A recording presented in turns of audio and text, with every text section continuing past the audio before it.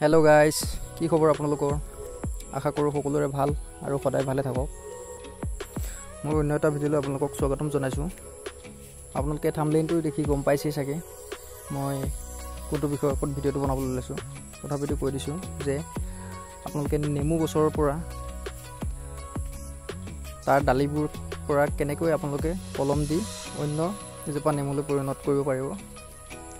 আৰু নেমুবোৰ সোনকালে লাগে কলম দিলে আপোনালোকে জানে মই আজি নেমু ডালি কেনেকৈ কলম দিয়ে তাৰ বিষয়ে আলোচনা কৰিম আপোনালোকক দেখুৱাম কেনেধৰণে কৰে বা মই কেনেধৰণে কৰিছো এজোপা চাওক সৰু নেমু কিমানকৈ লাগিছে এজোপা নেমু 2 বছৰ হৈছে বহুত নেমু লাগিছে তো চাওক আপোনালোকে মই কেনেকৈ কৰি আছো আপোনালোকক অলপমান মাটি লাগিব এনেকুৱা পথাৰৰ যেটো পলসুৱা মাটি হয় পথাৰৰ এনেকুৱা পলসুৱা মাটিটো ললে ভাল হয় প্ৰথম পথাৰৰ পলসুৱা অলপ মাটি ল'ব তাত সম পৰিমাণতকৈ অকমান কমাই ল'ব গোবৰ কোন কমাই লৈ দুটা ধুনিয়াকৈ মিক্স কৰি ল'ব দুটা এনে ধৰণে ধুনিয়াকৈ মিক্স কৰি যেনে আটা যেনেকৈ মাৰে ৰুটি বনাবলৈ কাৰণে আটা মুঠি দিয়ে যে ঠিক তেনে ধৰণে আপোনালোকে গোবৰ আৰু মাটিখিনি ধুনিয়াকৈ মিক্স কৰি ল'ব মিশ্ৰণটো ধুনিয়াকৈ বনাই ল'ব চাওক ধুনিয়া হৈছে এনেকৈ আঠা মিটাকৈ ধুনিয়াকৈ বনাই ল'ব যাতে তাত এঠা মাৰি ধৰি থাকে মই আপোনালোকক দেখাম কেনেকৈ এঠা লগাব কেনেকৈ লগাব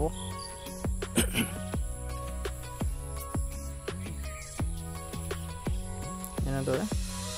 চাওক মই আটা মৰা দৰে মাৰি লৈছো তাৰ পিছত আহক আপোনালোকে নেমু গছজোপালৈ কোনজোপা নেমুত আপোনালোকে কলম দিব নেমু কলম দিওঁতে চাব আপোনালোকে ডালটো বুঢ়া ডাল চাব কুমলীয়া ডাল নহয় কেউজীয়া কালাৰ হৈ থাকে যে সেইটো ডাল নাচাব যেটো বুঢ়া ডাল নেমু লাগিছিলে সেইটো ডাল চাব সেইটো ডালতহে আপোনালোকে কলম দিব কলম দিয়া সময়ত আপোনালোকে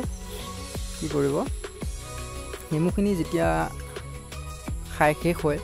বা ডাঙৰ নেমু লাগি থাকিলে সেইবোৰ ছিঙি দিব আৰু নেমুখিনি খাই শেষ হোৱাৰ পিছত এটা দুটা থাকিলেও কথা নাই সৰু নেমু সেই তেনেকৈ আপুনি তেনেকুৱা ডাল এটা বাছি ল'ব এনেকৈ মই চাওক 3 আঙুল জুখি দিছোঁ এই তেনেকুৱা 3 আঙুল জুখি ইটো মূৰে এনেকৈ কাটি ধুনীয়াকৈ ছালটো কাটি দিব নেমুৰ পৰা ছালটো কাটি দি ধুনীয়াকৈ তাৰ পৰা এনেকৈ ছালটো এৰাই দিব বেছি ডাঙৰকৈ ল'লে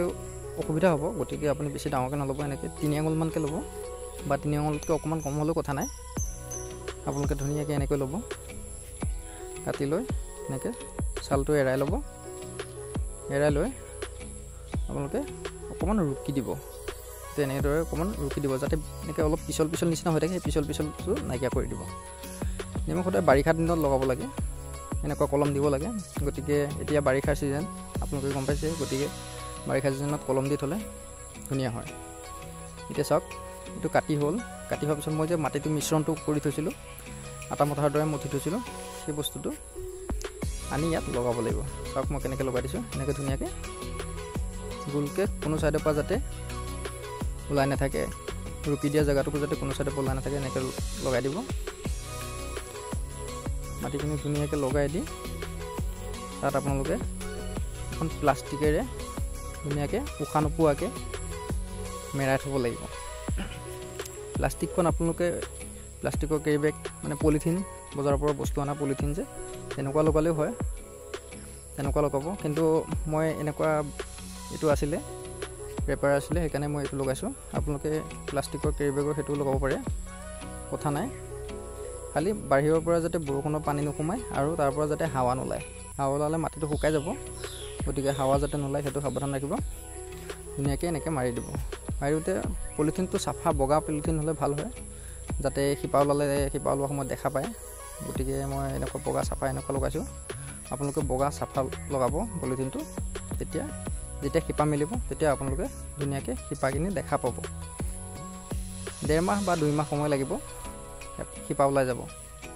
শিপা ওলোৱাৰ পিছত আপোনালোকে সিটো সাইডে কাটি ল'ব পাৰিব মই এইবাৰ পৰা এটা কলম কৰি নিছিলোঁ পুলি আপোনালোকে চাওক কিমান ধুনীয়াকৈ এইটো কলম কৰা হৈ গৈছে এনেদৰে আপোনালোকেও কলম কৰিব পাৰে মই আজি 4টা পুলি কলম দিলোঁ বেছি দিয়া নাই এই 4টা পুলি পিছলৈ মই আপোনালোকক দেখুৱাম শিপা হোৱাৰ পিছত কেনেধৰণে হয় কেনেধৰণে কাটি কেনেকৈ লগাব লাগে ৰোৱা সময়ত কেনেকৈ ৰুব লাগে মই আপোনালোকক সকলো দিম ভিডিঅ' এটা বনাই এইটো চাওক মই কাটি লৈ গৈছিলোঁ কাটি ৰুলোঁ ধুনীয়া হৈছিলে। এয়া চাওক মই এইকেইটা পুলিকেইটা কলম দিছিলোঁ, আজি 4টা পুলি কলম দিছোঁ। তো বন্ধুসকল মোৰ ভিডিঅ'টোক চাই কেনে পালে জনাব।